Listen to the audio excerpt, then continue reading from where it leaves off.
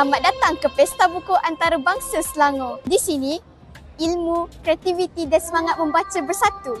Saya, Alia Maisarah, wartawan cilik Andromeda TV PSS akan membawa anda menjelajah ke dunia buku bersama pengunjung, penganjur dan penulis hebat. Tunggu apa lagi? Jom ikut saya.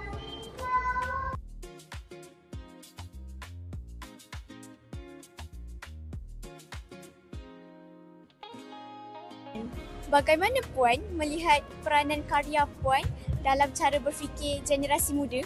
Okey, dalam karya saya ni saya fokuskan kepada sejarah Palestin. Jadi hari ini saya gunakan karya ini sebagai medium untuk nak educate dan juga mendidik generasi muda tentang sejarah Palestin dan apa yang sedang berlaku di Palestin sekarang, di Gaza khususnya.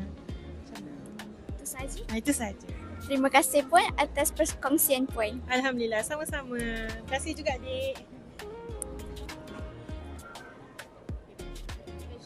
Assalamualaikum Puan. Waalaikumsalam.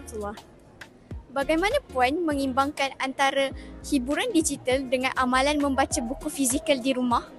Okey, kalau personally untuk anak saya baru darjah 1. So dia tengah semangat lagi nak isi buku nilam semua tu kan. Kat sekolah dia pun memang ada pertandingan nilam. Jadi apa yang saya buat adalah dia weekdays memang dia tak pegang phone, tak tengok TV.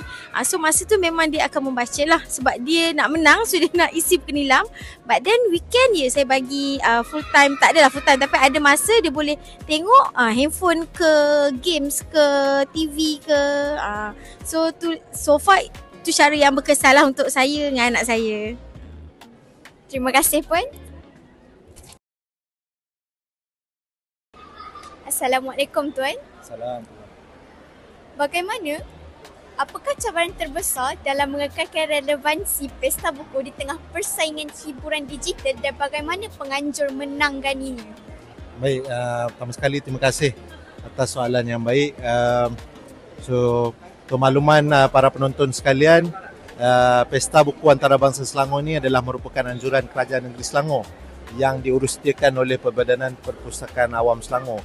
Justru kami mengambil inisiatif untuk menganjurkan ini sebagai satu platform memberi khidmat dan peluang kepada masyarakat untuk mendekatkan diri dengan buku. Pesta Buku bukan sekadar jualan karya tetapi wahana ilmu. Cabarannya, mampukah budaya membaca terus diperkukuh dalam era pendigitalan? Sekian dulu dari saya, Alia Maisarah, wartawan PSS Andromeda. Jumpa lagi.